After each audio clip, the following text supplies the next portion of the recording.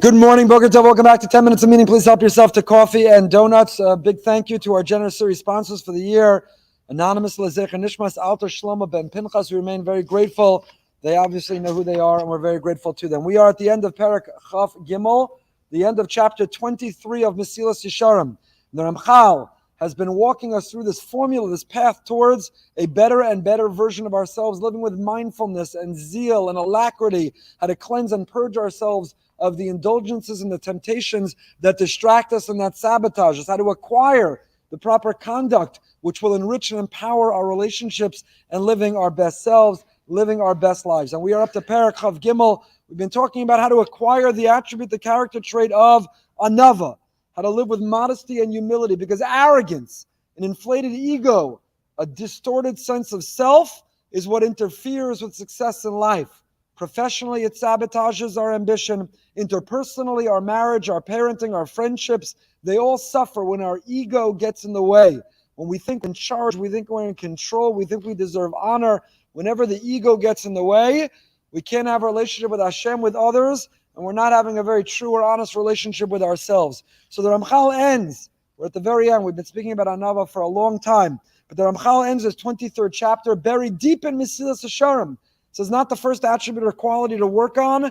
A person needs time. A person has to make progress in the other areas before they can genuinely work on this. And he ends by saying, Mimafsidei ha'anava. What are the factors that lead to the loss of humility? What are the detractors from humility? Who is chabras o ishtamish b'fnei adam chanefim. Asher lignov liba b'chanifusam, l'man yitav lahem, yishabchu v'yiramemu. One of the biggest things that interferes with humility is to believe the hype. All of us in life, we live in an olam sheker.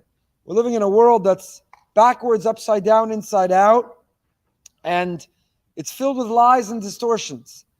Technology has been a great gift to us in many ways, but social media and technology perhaps is the biggest arena where things are backwards and upside down and inside out, where a person thinks their worth is somehow intertwined with their followers or likes or with the amount of how viral they've gone. And the chanifa, the level of chanifa, of flattery and false flattery that happens offline and online, that people want to get ahead in the world of politics, the chanifa, professionally, to get ahead, to acquire customers and clients, and to get a bigger chunk of business, the amount of chanifa, the false flattery, people all around us, they're flattering us, we're flattering them. There's a game. And the better you are at the game, supposedly, the better you do in life. But the Ramchal says, maybe in some measures and metrics, you'll get ahead, but the more you're engrossed in this game of false flattery, offering it and receiving it, the more of a world of lies that you are living in, and it undermines a life of meaning, a life of purpose. It undermines genuine and real relationships. So he says, if you want to be humble, don't believe the hype. Even when people say nice things, even when people laud and praise, even when people compliment, you can receive a compliment. There's a gracious way to receive a compliment. But if people overly praise, understand there's often an agenda. In the Mashkiach, Dan Segal's commentary on Mesillas Yesharim, he says, the chanefim meshabchim oso be'emes hem doagin la'atzmam, u'matarasam hi lignov es libo. When a person offers false flattery, when a person exaggerates in their praise of you, oh, you're amazing, that was amazing, oh, you're fantastic, oh, this is great, you're great, everything is great, oh, you're the best. When a person exaggerates in their praise, when they're offering false flattery, it's because there's an agenda, there's a goal. They want to gain or get something out of it. So don't be a fool. Don't accept it, don't buy into it, don't believe it. Here's where having a good spouse and children can come in very handy, to keep one grounded. But this is mafsidei anava.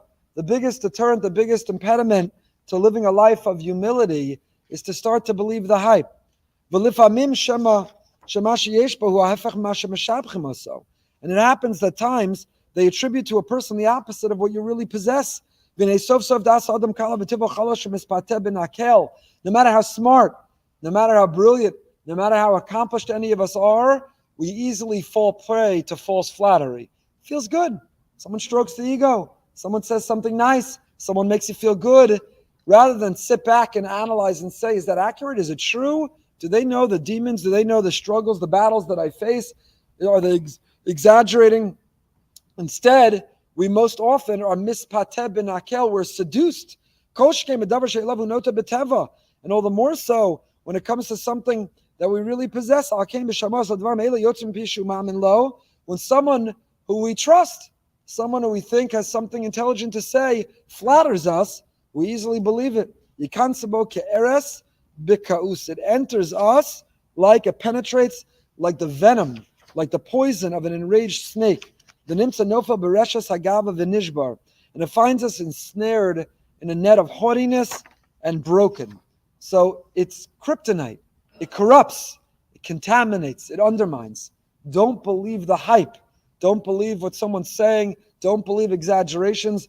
Don't buy into false praise. It can ultimately, someone's positioning you. They're setting you up in business, socially, politically. Person should stay humble. Person should remember their faults and their failures and their struggles. Doesn't mean beat ourselves up excessively. Of course, we should also understand our talents and our skills and our blessings and take pride in them, but not be overly prideful, not have a distorted sense of who we are, and not believe the hype that others suggest. You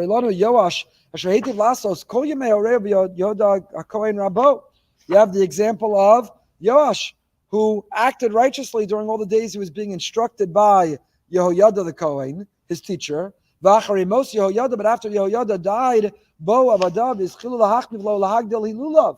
his servants, his slaves all came, and they wanted to position themselves. They wanted a great cabinet position.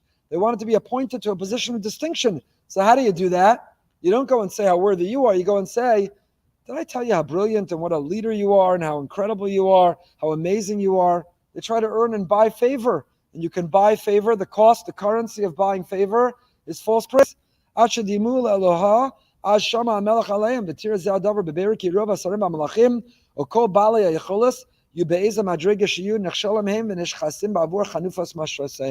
see so many people who had such potential to make such a difference in this world, at whatever level, within the family, and within the community, and within society, and within business, who ultimately undermine their own trajectory of success because they believe the hype, because they swell with arrogance and with pride, because they have a distorted and inflated view and version of themselves. And I would say an extra word of caution for the Ramchal applied in our time and in our day is not only what other people can falsely and accurately and with exaggeration praise us, but the whole institution of social media is a world in which people carefully curate only the best versions of themselves.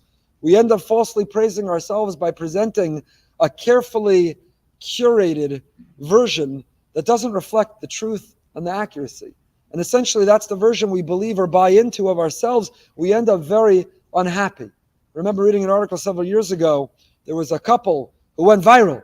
They were famous online because they would travel the world and they would post their vacation, their travel pictures, their travel journey, their travel vlog, and they had fame and likely often with it fortune because of the how viral they went traveling. And it was an article that said that they were taking a break from their travels to resolve their likely impending divorce and to treat their depression and misery. Because while what was presented online was carefully curated as the best life, the best airline rides and the best desserts and meals and the best vacation spots and the best hikes and the best and the best and the best and the joy and the happiness and the success, offline was misery and emptiness and depression. Offline was a struggling relationship, likely exacerbated by the carefully curated presentation and profile online. We shouldn't believe what we're presenting about ourselves, let alone what other people try to highlight or laud or praise us for. We should have an accurate view of who we are and not buy into that hype. Accurate both in understanding our talents and our skills and our blessings that are on loan from Hashem and we're supposed to use in our mission and service of Him, and also realistic, seeing the whole picture, not only the parts we want to, but seeing the whole profile, including the ugly, the pimples and the warts, including the shortcomings and the struggles, to give us this holistic picture which will prevent us and protect us from ever swelling with too much pride or with arrogance. We'll finish this parak of Mirz Hashem next week and pick up with the next midah in this formula of the Ramchal of Pinchas ben Yair, and that is Yiras HaChet, how to live with fear of sin. Very appropriate for the time which we find ourselves living with Emunah in 15 minutes. tonight behind the bima with Sylvia Youngrice Wolf. Until next time, stay happy, stay healthy, and stay holy.